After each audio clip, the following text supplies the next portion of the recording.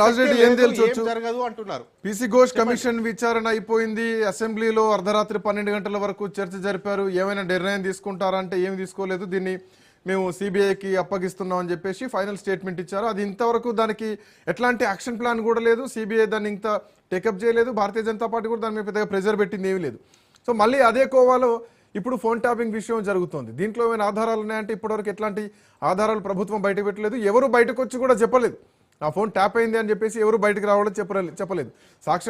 సాక్షులు మాత్రం ఎవరినో పిలుస్తున్నారు, మళ్ళీ పంపిస్తున్నారు. ఆ విచారణలో ఏం జరిగింది కూడా బయటకు రాలేనటువంటి పరిస్థితులు.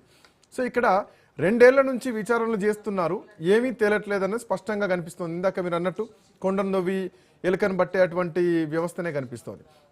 బట్ ఒక్కటి, ప్రజల వర్షన్ని ఎట్లా చూడొచ్చు ఎన్నికల ముందు అంటే కేసీఆర్ అంటే ఒక సెంటిమెంట్ ఉంటుంది. మొన్న నీళ్ల విషయంలో ఉమ్మడి మహబూబ్ నగర్ పాలమూరు రంగారెడ్డి జిల్లా ఎత్తిపోతల పథకం సంబంధించి మిగతా పనులు పూర్తి చేయలేదంటే లేదు, దానికి సంబంధించి మేము అన్ని పనులు చేస్తున్నాం, కేసీఆర్ నష్టం చేసిండు, జూరాల నుంచి తీసుకోకుండా శ్రీశైలం నుంచి తీసుకున్నారంటే జూరాల్లో వాటర్ సోర్సే లేదు, సో శ్రీశైలం నుంచి వచ్చేటువంటి కల్వకుర్తి ప్రస్తుతానికి నడుస్తుంది ఆ మోటార్లు అని వాళ్ళు ఒక్కొక్క పాయింట్ పూసగుచ్చినట్టు ఎక్స్ప్లెయిన్ చేస్తే దానికి ఇప్పటివరకు ప్రభుత్వం నుంచి ఎట్లాంటి రియాక్షన్ లేదు, కనీసం ఖండించను లేదు. బట్ ప్రభుత్వం ఇక్కడ బూమరాంగ్ అయింది, ప్రభుత్వానికి అర్థమవుతుంది. ఈవెన్ మొన్న జర్నలిస్టుల విషయంలో కూడా ప్రభుత్వం బూమరాంగ్ అయింది, సో మంత్రుల విషయంలో కూడా ప్రభుత్వం బూమరాంగ్ అవుతోంది. మొన్న కూడా తెలుగుదేశం పార్టీని ప్రేమిస్తూ ఎన్టీఆర్ని అభిమానించడం తప్పేం లేదు, కానీ చంద్రబాబు నాయుడిని అభిమానిస్తూ చంద్రబాబు నాయుడు అనుచరులను అభిమానిస్తూ అని చేస్తున్నటువంటి కామెంట్స్ ఇవన్నీ ప్రజల్లో ఎట్లాంటి ఇంపాక్ట్ చూపిస్తాయి.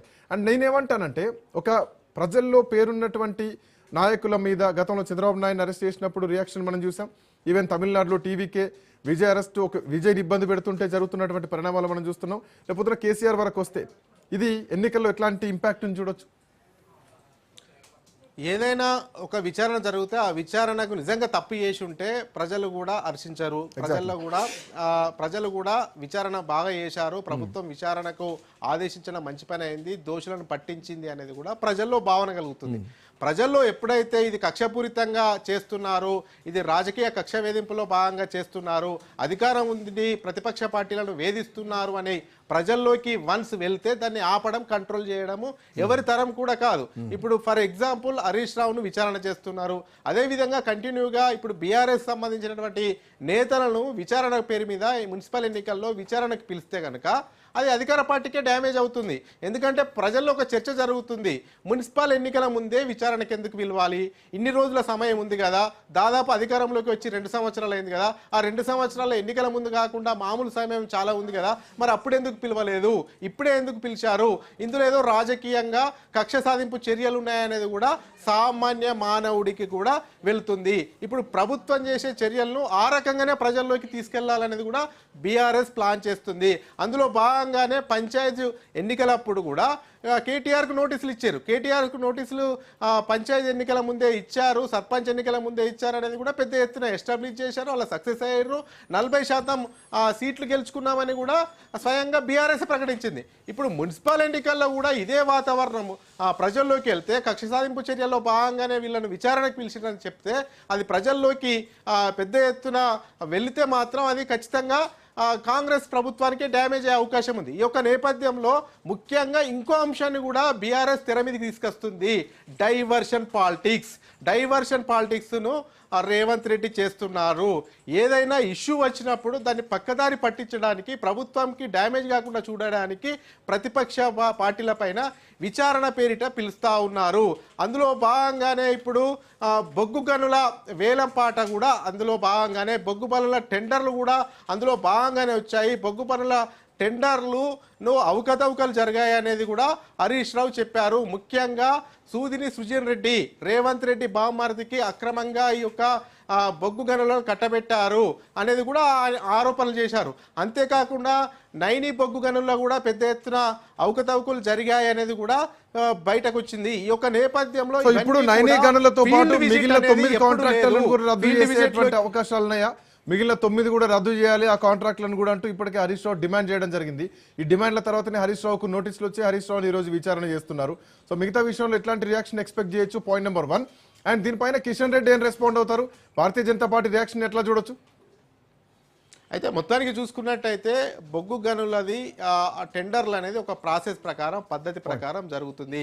ముఖ్యంగా ఏవైతే కంపెనీలకు అర్హత ఉంటాయో ఆ కంపెనీలే ఈ యొక్క టెండర్లో పాల్గొంటాయి. కానీ ఇక్కడ ఆసక్తికరమైనటువంటి అంశం ఏంటంటే ఏవైతే అర్హత ఉన్నాయో వాటిని రానివ్వట్లేదు, అర్హత లేని కంపెనీలను తెర మీద తీసుకొస్తారు. దీనికి కారణం ఏంటి అంటే ఫీల్డ్ విజిట్ అనేది ఒక నిబంధన పెట్టారు. గతంలో ఎప్పుడు కూడా ఫీల్డ్ విజిట్ లేదు. ఏదైనా సామర్థ్యత ఉన్నటువంటి కంపెనీలకు టెండర్లు ఇస్తుండే, ఆ టెండర్ లో వాళ్ళు భాగస్వామ్యాలు అవుతుండే, వాళ్ళ ఎక్స్పీరియన్స్ ఎంత ఉంది, గతంలో బొగ్గుబాయిలను తవ్వినటువంటి హిస్టరీ ఉందా లేదా అవే చూస్తుండే. కానీ ఇప్పుడేంది ఫీల్డ్ విజిట్ పెట్టిర్రు. ఫీల్డ్ విజిట్ పెడితే అర్హత ఉన్నటువంటి కంపెనీల వాళ్ళకేమో ఫీల్డ్ విజిట్ కి అనుమతి ఇవ్వట్లేదట. అదే విధంగా అర్హత లేనటువంటి కంపెనీలకు మాత్రమే ఫీల్డ్ విజిట్ కు అనుమతి ఇస్తున్నారట. ఈ యొక్క నేపథ్యంలోనే వీటన్నిటి అంశాలను కూడా హరీష్ రావు బహిర్గతం చేశారు. అందులో భాగంగానే సూదిని సృజన్ రెడ్డి ఎవరైతే ఉన్నారో రేవంత్ రెడ్డి బావమరిదికి అక్రమంగా కట్టబెట్టారు ఈ యొక్క కాంట్రాక్ట్లు, వాటిపైన కూడా విచారణ జరపాలి, వాటిని కూడా రద్దు చేయాలని ఒకటి. అదే విధంగా ఎంటైర్ ఏదైతే బొగ్గు గనులు ఉన్నాయో వాటిపైన సిబిఐ ఎంక్వైరీ వేయాలనేది కూడా హరీష్ రావు డిమాండ్. ఈ ప్రెస్ మీట్ పెట్టిన తర్వాతనే ఈవినింగ్ నోటీసులు వెళ్ళడం వల్ల ఇప్పుడు ప్రజల దృష్టిని ఇటే మళ్లించినట్టు అవుతుంది. హరీష్ రావు కూడా అదే అంశాన్ని పట్టుకున్నారు. ఇక్కడ అవినీతి జరిగింది, అవకతవకలు జరుగుతున్నాయి, కాంగ్రెస్ ప్రభుత్వంలో కుంభకోణాలు జరుగుతున్నాయి, వాటన్నిటి అంశాన్ని నేను వెలికి తీశాను కాబట్టి నా పైన కక్ష సాధింపు చర్యలు చేశారు.